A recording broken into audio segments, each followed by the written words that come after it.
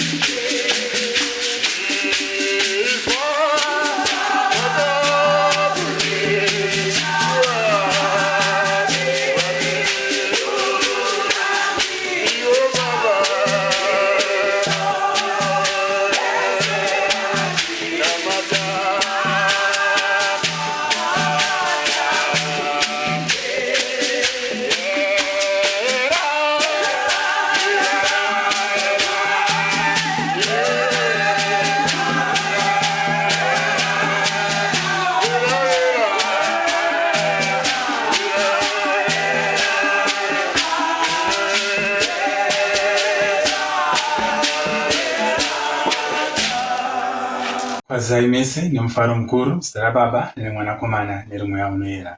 Pamusoro Reverend Dr. Machinga, Reverend Chikuni, Pastor Chikwepe, sangano generese ramwari reKrembo United Methodist Church nemi mese muri kutiteerera muri kwakasiyana siyana. Varwere, Malcolm Murewa, mwana wambuya Murewa haasi kunzwa zvakanaka, ari admitted kuWest End Hospital. Ngatirambei tichinamata kuna Mwari vari kumusoro kudenga kuti vamurape pamwechete nevamwe vese vasiri kunzwa zvakanaka. Tiri kuramba tichiyeuchidzana kuti tiri kulauncha online TV yedu seKrembo United Methodist Church musi wa1 July. Saka tese tiri kukurudzirwa kuti ngatiendei paFacebook page pedu Krembo UMC TV tichilaika page iroro. Church conference yedu ichange iriko musi wa19 July paKrembo United Methodist Church. Tiri kufara kuti report yedu yakapera kukompailwa. Tichange tiri kusenderwa masoft copies ekuti tizenge tiri kuverenga tiri kugadzirira musi wechurch conference. Sekuziva kwatiri kuita mulockdown muno matiri, takabvumidzwa semakereke kuti tinge tiri kuungana tiri kusangana at a maximum number of 50 people. Saka tiri kufara kuti utungamiri hwedu hwekereke hwakagara pasi huri kuronga maererano naizvozvo. Saka zviri kutarisirwa kuti musi wa5 July ndo patichazenge tiri kutanga kusangana kukereke tichimaintaina marequirements ari kudiwa eCovid-19. Tichange tiri kuziviswa kuti tichazenge tiri kufamba sei mukufamba kwenguva. Ndinoda kukuzivisai kuti mai Seras Nyakasa vakaresigna saChurch Secretary weKrembo United Methodist Church. Zuva ravo rekupedzesera kushanda vari muoffice unenge uri musi wa30 June. Tiri kutenda Mwari nenguva yatakange tiri kushanda tiri pamwechete navo. Mwari vazovaitira zvakanaka. From there onwards pachange pane relief secretary achange ari kutibatsira muoffice medu. Committee yedu yeSPPRC ichazenge iri kutiudza kuti change tiri kufamba sei pamberi apo. Ndo paperera zviziso zvedu zvezuva ranhasi. Tinokutendai nekuteerera kwakanaka. Tiri kukusumai muparidzi wedu wezuva ranhasi. Tinomuziva tese associate pastor wedu Reverend Noah Chikuni ndo vachange vari kuparidza kunesu muzuva ranhasi. Ngativafarirei tichisimudza maoko edu mudenga tichiti mauya.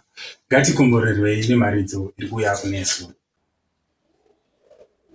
Mukati memangwanani ano tichadzwa manzwi echiwerengo kubva kuna John chapter 11 verses 35 kuenda pa42. Tichatangisa kuwerenga. Jesu akachema misodzi. Ipapo vaJudha vakati, onai kumuda kwaaiita. Asi vamwe vavo vakati, ko munhu akasvinudza meso ebofu haazogona here kuita kuti munhu uyu arege kufa? Ipapo Jesu akabatwa neshungu mumwoyo make akaenda kuguva. Zvino guva iraiva bako uye rakanga rakaiswa ibwe pamusoro paro. Jesu akati, bvisai ibwe. Marita hanzvadzi yomufi ndokuti kwaari, wakunuhwa nokuti waane mazuva mana afa. Jesu akati kwaari, handina kukuudza here kuti kana ukatenda uchaona mbiri yaMwari? Ipapo akabvisa ibwe. Zvino Jesu akatarira kudenga akati, Baba, ndinokuongai nokuti munonzwa zvandinokukumbirai. Asi ndanga ndichiziva kuti munosondidzwa nguva dzose. Asi ndazvireva nokuda kwevanhu vazhinji vakandikomberedza kuti watende kuti makandituma. Aya manzwi aMwari, vanhu vaMwari ngatiagashire tichiti ameni. Toda kungotenda Mwari. Regedzai nditi pamusoro iyi kune malay leaders edu, mai mapenzauswa pamwe chete nababa Makutuya. Regedzai nditi pamusoro izvakare kune vafundisi, mufundisi Chikwepe, mufundisi Ngomo, pamwe chete napastor in charge wedu Reverend Dr. Machinga. Regedzai ndikukwasei mese muzita raJesu ndichiti haleluya. Ndichida kukwasisa chechi yese munguva ineyi yelockdown ineyi, ndichikuti ndinokukwasai muzita raBaba, reMwanakomana neremweya anoyera. Haleluya. ndoda kutaura mukati menguva ine nemazuva atawerenga ayo tanga tiri kunzwa ari kubva mubhuku raJohn rinova rimwe remagospel edu, apo tiri kuerenga kubva muna John chapter 11 pavhesi ya 35 kuenda pa42. Kubva patawerengerwa ndinonzwa nenhaurwa yaJesu, tinonzwa Jesu neshamwari dzake dzinova zvakare dzatinoziva, imwe yacho angari Lazaro uye neshamwari Mary naMartha. Tanzwa kuti Jesu aiva neshamwari yake yakanakisisa inonzi Lazaro. Munguva imwe cheteyo zvakare tinonzwa nekurwara kwaLazaro kwandisikachatori kwenguva kwekudzoka kumashure. Tinozozwa zvakare munguva yekurwara kwaLazaro ndipo patinozwa kuti Jesu wakadaidzwa akatumiwa shoko rekuzi Lazaro warwara, uyai kuno. Asi tinozwa kuti Jesu akanonoka kwakuregedza kuuya panguva yanga akokwa mukati memangwarani ano. Ndoda kutaura kuti Jesu ndiye shamwari yedu. Jesu ndiyo shamwari yedu. Tinozwa zvakare kuti wakanonoka kuuya aine rimwe basa ranga ainaro kusvika Lazaro afa. Mukati memangwarani ano ndinoda kuti kunonoka handi kurega, uye ndinoda kuti mukati menguva ine delay is not a deny. Asi mukati menguva yatiri kubata mangwarani ano ndandiri kuda kubata nekuzwa kwangatanga tiri kuzwa kuti Lazaro afa. Lazaro afa. Jesu anopasa kuuya. Vanhu vakaita zvese zvavanokona vakamuiga kwemazuva 4 days Jesu asati asvika. Ndoda kutaura mangwarani ano kuti don't worry about the delays which are happening in your life. Zviri kuitwa kuti mbiri yaMwari ionekwe. Ndandiri kutarisa munguva yelockdown ine ndikati mune zviro zvakabata, mune maprogress akabata. Dzimwe nguva panguva ine ndandiri kutarisa ndikati ngode wapa neimwe level tese tanga takaplana zviro zvegore rine, but zvakamiswa nekuda kwelockdown. But izwa ndikuda kutaura kuti tichasimuka chete nekuti it's a passing phase yatiri kusangana nayo. Don't worry. Une shamwari yakanaka iri chesedu Jesu Kristu.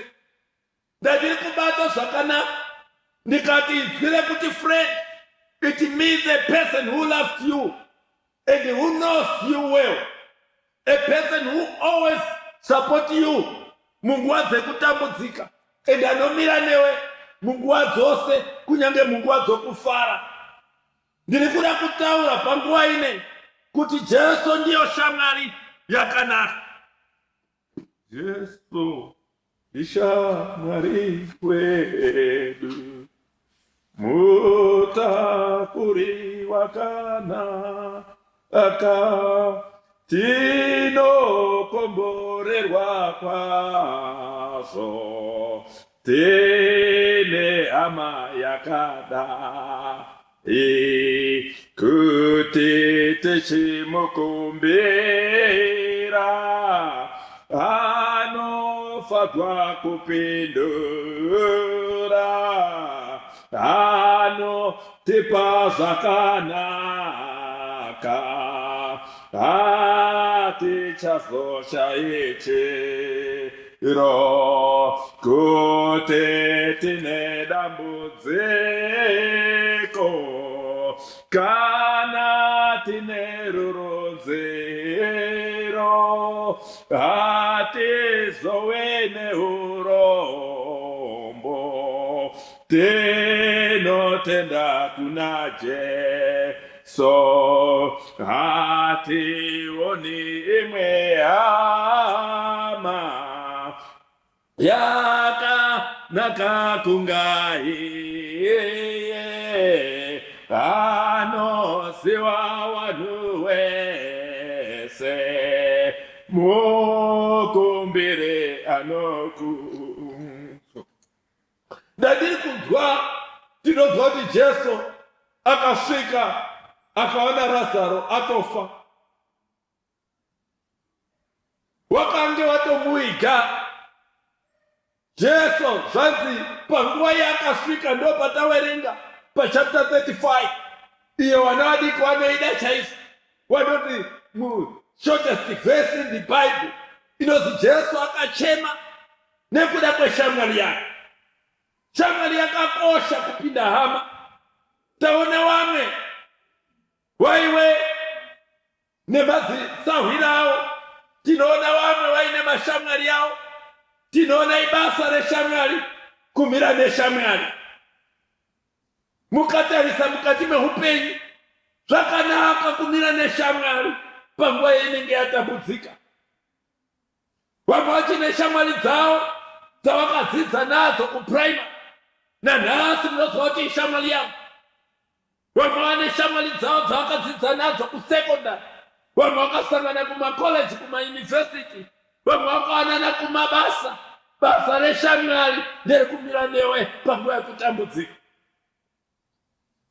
Vamwe vakaita shamwari dzavo nekuti waita wakatengesa pamwe chete. Asi ndoda kutaura mangwanani ano mukati menguva ine vamwe havasisina kozi wakatadza kupindira. Vamwe shamwari dzavo dzakavatiza dzakaenda kobatana nevamwe vakagadzirawo shamwari wakamutiza. Asi mukati menguva ine Jesu ndi shamwari yakanaka, mutakuri mukati meupenyu hwedu. Kana dai zvikarema tine mutakuri atitedzeni Jesu Kristu. Shamwari yako panguva ine unoidirei? Unozwa mwe achiti handina shamwari? Unozwa mwe ari kuti handina shamwari? Asi mukati memangwanani ano ndoda kuti kana usina shamwari, pane shamwari yakanaka kupinda dzimwe dzose, iritedzeni Jesu Kristu. Zvazi Jesu aida Lazaro zvakaita kuti acheme nokuda kwerufu rwake. Pane shamwari dzefeki mukadziona unofunga kuti dziri kukufarira, kuti dzikapedza dzinoenda kokunyaya kuseri, dzisina rudo chairwo, hadzirwadzirwi newe. Asi Jesu panguva yaunenge wasvika panguva yakaoma anorwadzirwa newe. Ndandiri kutaura mukati memangwanani ano Jesu ndiye shamwari yakanaka.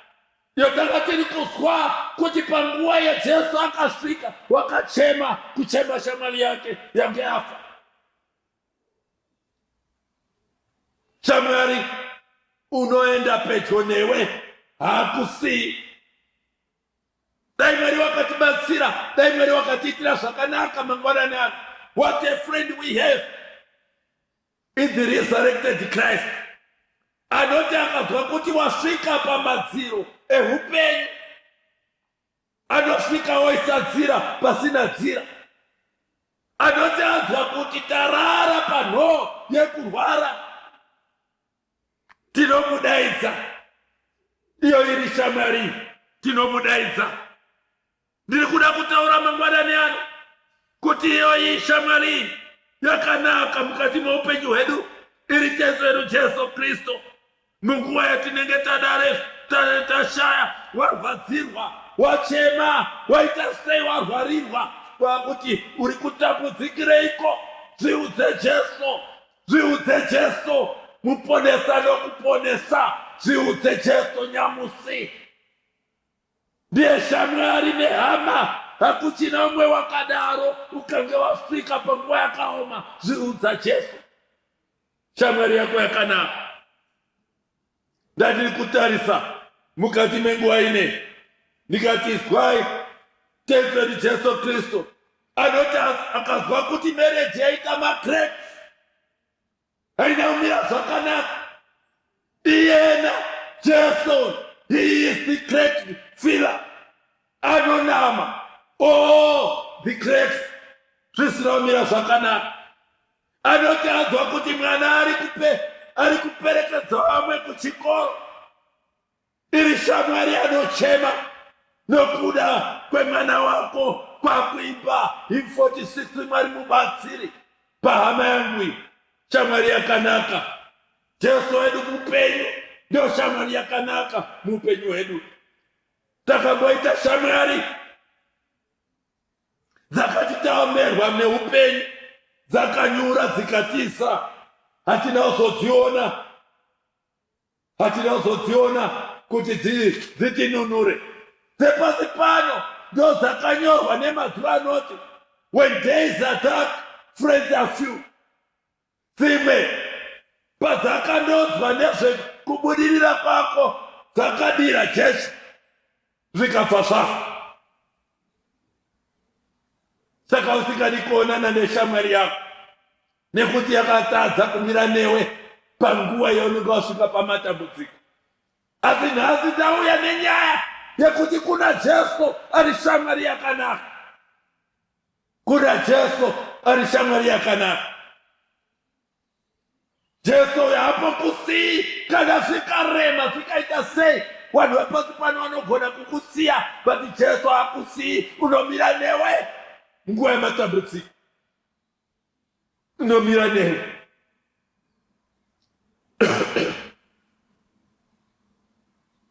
Jesu uyu nometa zvaane mazuva zvichirema asvika hanyarari. Our challenges will be solved kana angosvika zvinorema zvagadziriswa. Vamwe vachiti Lazaro akunuhwa, Jesu osvika wati bvisai dombo. What a friend we have in Jesus. What a friend we have in Jesus. Vanhu vachiti hapana kwaachasvika, hakuna kwazvinoenda, hakuna chaachaita nemhuri yake, zvatosvika panguva yechimonoswa. Bati Jesu asvika zvinoreruka nekuti tina Jesu shamwari yakanaka. Pamwe nguva yatiri kufamba, pamwe nguva yemereji yaora yakunuhwa, pamwe nguva maprojekti atakagadzira aora akunuhwa. Asi daidzai Jesu, zviudze Jesu ndiye shamwari nehama. Iyena Jesu akanga adaidzwa zvinoita zvakanaka. Jesu asvika haanyarari, anochema newe. Jesu asvika haanyarariba, anochema newe. Misoro dzingenyiko hama, zviudze Jesu ndiye shamwari nehama. Hakuchina umwe wakadaro, zviudze Jesu nyamusi. Uri kutya dambudziko here, zviudze Jesu. Uri kutya remangwana here, zviudze Jesu nyamusi. Jesu asvika kundoona yo situation hanyarara. Ndinodaira shamwari yakanaka, isingatarisi zvandiri, isingatarisi my situation kuti kana yashata situation yangu yasvika papi, but anochema nenyaya dzangu. Ndinoona Jesu ari kuchemera nyaya dzako. Hazvinei nekuti zvaane makore, hazvinei nekuti zvaane mwedzi, hazvinei nekuti zvaane mazuva. In that situation, Jesus Christ is in your midst. Tarisa pana Jesu, ndo shamwari inopinda dzimwe dzese. Jesu achisvika anochinja your bitter situations to sweeter. Kana asvika Jesu mukurwadzirwa kwose anoudza rufaro. Ndiye Jesu shamwari yakanaka. ndadiri kukukoka mangwanana kuti unomuda ere Jesu ari shamwari anomira newe. Hazvinei kuti zvaora zveupenyu hwako, but zvinodzoka panzvimbo. Munguva yelockdown ino zviro zvinomira zvakanaka. Project yako are grounded to zero. You need a friend, and Jesus Christ. He is the friend who restores your joy, who restores your peace, who restores your love. Kana asvika anodzorera zvese panzvimbo. What a friend we have in Jesus. What a friend we have in Jesus. What a friend we have in Jesus. Kana Jesu asvika anotiitira zvakanaka. Mwari watiitira zvakanaka mukati memangwanani. Mwari watiitira zvakanaka mukati menguva dzinedzi dzatiri kusangana. Is God. What a friend we have in Jesus. Ndoshamwari yakanaka. Kana taana Kristu anomira nesu. Hazvinei kuti vanhu vatiramba. Hazvinei kuti nyika yatiramba. Kwati tine shamwari anotedzeri Jesu Kristu.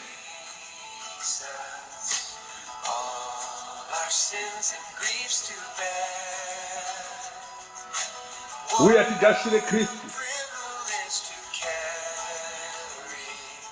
Shamwari yakanaka. Zvichirwadza zvichirema. Nyika ichirwadza. Tina Kristu anomira nesu. Iyeyuyu anomira nesu. Uya ugashire Kristu. Ari shamwari yakanaka. Nyika inogona kukuramba. Hama dzinogona kukuramba. Weutama unogona kukuramba. Chechi inogona kusamira newe. But Kristu, iye Jesu anomira newe. Zviri kuda inini newe kuti utsvake shamwari yakanaka. Anotedzeri Jesu Kristu anotiitira zvakanaka munguva dzese muupenyu hwedu. Mwari watiitira zvakanaka. Ndinokokai mangwanani ano kutsvaka Jesu ane shamwari yakanaka. Hazvinei kuti zvaane makore, hazvinei kuti zvaakunuhwa. Razaro akaenda, Jesu akati Razaro afa, Jesu akaenda akati uripi. Ndoda kumutsa shamwari. Kunyange mhuri wanga warizaina kuti wane mazuva, wane makore, but shamwari Jesu ari kuti hande paakaitwa. Tindomuoni mangwanani ano ndinokukoka hama dzangu. Mangwanani ano ndinokukoka shamwari dzangu. Mangwanani ano ndinokukoka mudikani. Tsvaka iri shamwari anotedzeri Jesu Kristu. Nekuti Jesu ndiye shamwari. Jesu ndiye shamwari yakanaka. Mwari watibatsira, watitungamirire, watiitire zvakanaka. Muzuva ranhasi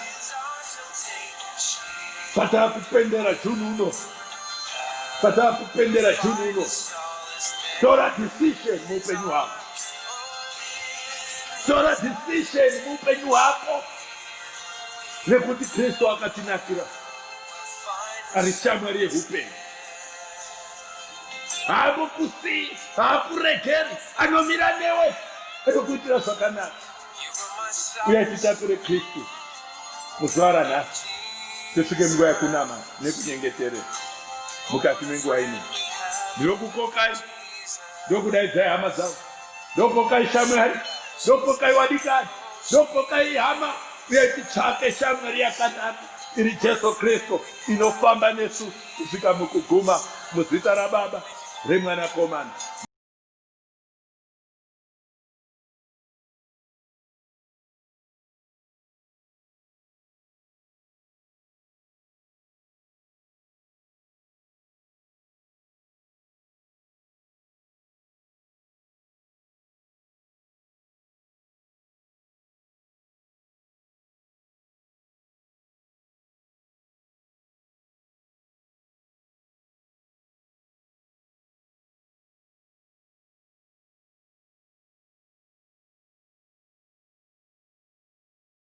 Sai baba wedu, tinouya pamberi pechigaro chenyu panguva ino Mwari, yatanga tiri kuzwa baba wedu wekudenga nekumutswa kwemwana wenyu Razaro. Munguva Mwari, baba wedu wekudenga Jesu auya muupenyu hwavo, kwakumira nawo seshamwari. Tinonyengetera baba wedu wekudenga kutsvaka imimi Kristu ari shamwari yakanaka, kwakutaura kuti Jesu uyu ndinomuziva, Jesu uyu ndinomuziva, Jesu uyu ndinomuziva, ndiye shamwari yakanaka muupenyu hwangu. Mwari watibatsira kuti tungamirire mukati menguva dzinedzi, pamwe tanga tapererwa netariro, pamwe tanga tarasikirwa netariro, kwakuti Mwari zvenyika ino zvatinetsa, bati kuna Kristu anomira nesu, kuna Kristu anotibatsira, kuna Kristu anotiitirawo zvakanaka. Ndokoka hama dzangu, mukati menguva ine mangwanani ano, munyasha idzi, kusangana nenyaka dzenyu Mwari, muri shamwari yakanaka, mutakuri wezviro zvese zveupenyu hwedu. Ndimi chete Kristu munomira nesu, munazomira nevana vedu, munazomira nenharaunda, munazomira nemhuri, munazomira Mwari, kunyange mukati memamereji, muzita neropa raJesu. Ndanamatira Mwari kuti muzomire nawo, nekuti muri Mwari wakatendeka. Zita raBaba, reMwanakomana neremweya anoyera. Amen. Tasvika panguva yekutorwa kwema-offerings nekunza matithe kuimba yaMwari. Pascreen pedu pachabuda madetails ekuti tinokwanisa kusenda ma-offerings edu, tinokwanisa kusenda matithe edu kuimba yaMwari. Mazvita.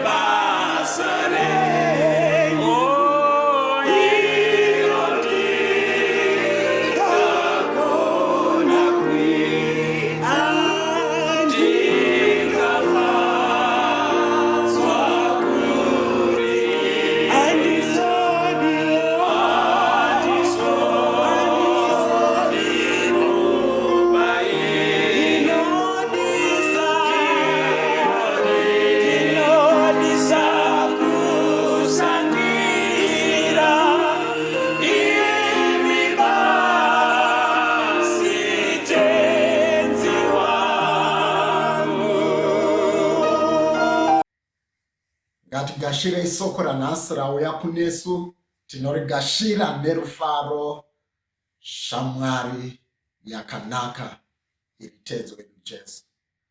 Panguva ino ngatinamatei. Tinofara Mwari, tinofara kuuya zvakare kunemi, imimi muri pakati pedu. Tichikutendai kuti muri shamwari yakanaka, shamwari isingasiyi, shamwari inoenda nesu mumasituations ese eupenyu hwedu.